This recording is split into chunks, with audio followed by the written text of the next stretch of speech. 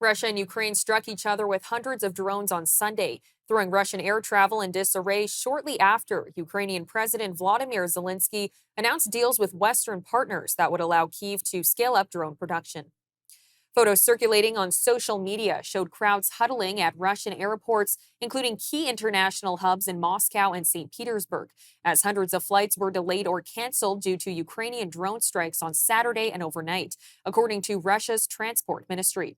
The flight disruptions hit Moscow's two main airports, and other airports in western and central Russia also faced disruptions.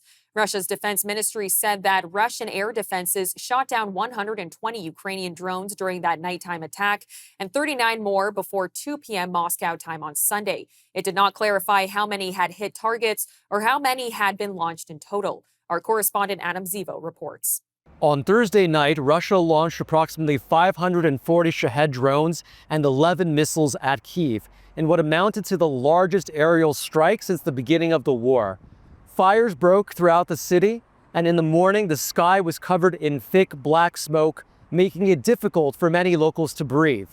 Official reports claim that there were 23 injured and 0 deaths, but as the Ukrainian government does not report military casualties from such attacks, it is possible that the human toll may have been higher. A sense of unease is slowly settling into Kyiv.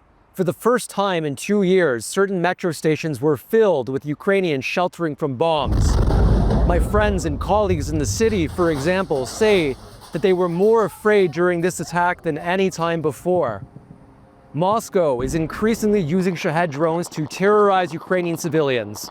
These kamikaze drones were originally designed and produced by Iran, but Russia began manufacturing them domestically in 2023, and by early 2024 was able to produce approximately 500 per month.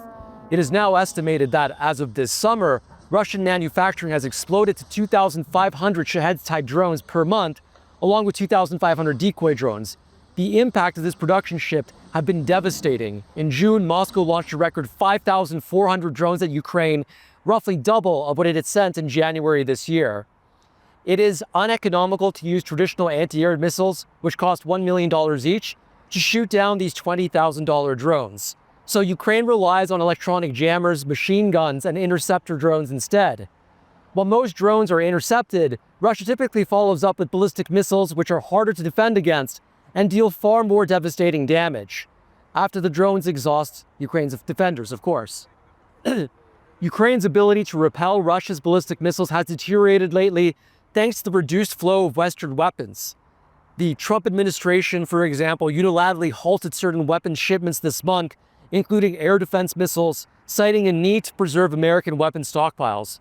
Defense experts, however, say that this explanation does not make sense, as the United States' stockpiles appear to be perfectly fine, and that many of the halted shipments were produced specifically for international exports and were never intended for domestic use.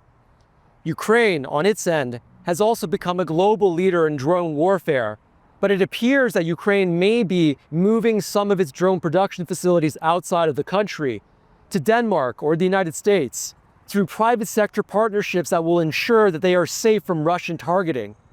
Ukrainian President Volodymyr Zelensky has said that the production of interceptor drones, which keep civilians safe from Russian Shaheds, is a top priority.